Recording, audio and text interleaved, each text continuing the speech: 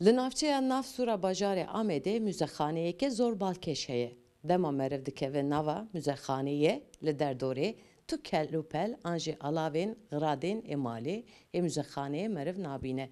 Lê dema ku meriv di nava muzexaneyê de digere û serê xwe radike ber vî baniya xaniyê meriv kelûpelên giradên ê nava malê dikare bibîne. Esnafekî Amedî beriya sê heyvan dest bi xebata avakirina muzexaneyeke serbûnî dike. Divê muzexaneyê de an divê malê de her tişt li baniya odeyê de hatiye daliqandin. Armanca vekirina muzexaneyekî wisa tê amajêkirin ku geştiyar zêdebên bajarê Amedê ye.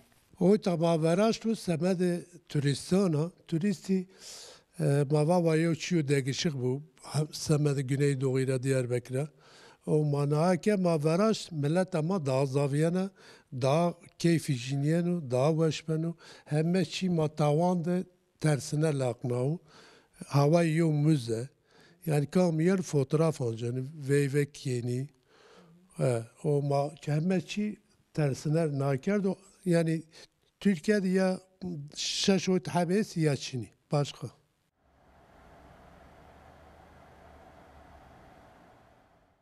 Di muzexaneyê de li her odeyekî de dîzaynkirinek cuda mirov dikare bibîne. Giradên pêdiviya malê weka makîneya cil şûştinê, tifik, serace, firaxên ên mutbaxê, qenepe, ciyêra zanê, odeya zarokona her wekî din hemî bi çewtî hatine raxistin. Geştiyarên ku tên muzexaneyê jî matmayî dimînin. من اویا اول باجار اردیه دی پاشه من آدانای دی من گو مثلا چما ویا باجار متنه پاشه از هاتم لور درام الو در نکات من دریوی از هاتم لور درام من پیشی تشتکی ندی مذاکر اردا تنه مگو ویا زلوت تکات دویا دا چیه گام سری خورا کر تاوانه مزدک خام چو از ها چوم هاتم مذاکر هر تشت وایل تاوانه اشیا معزمه تبا قلوبانی بونم گو که از قلوبانی بومه اوا جمرا خوش هاته اوا گلکی کیفا me hate o mileta mezî pirtê êkutên pir begem dikin turîstê me pirtêne van öğrenciyê ku darin oqilê pir begem dikin yani em jî ji ber vê pir gelek kêfxweşin ku tişkî ew hat bajarê me zî.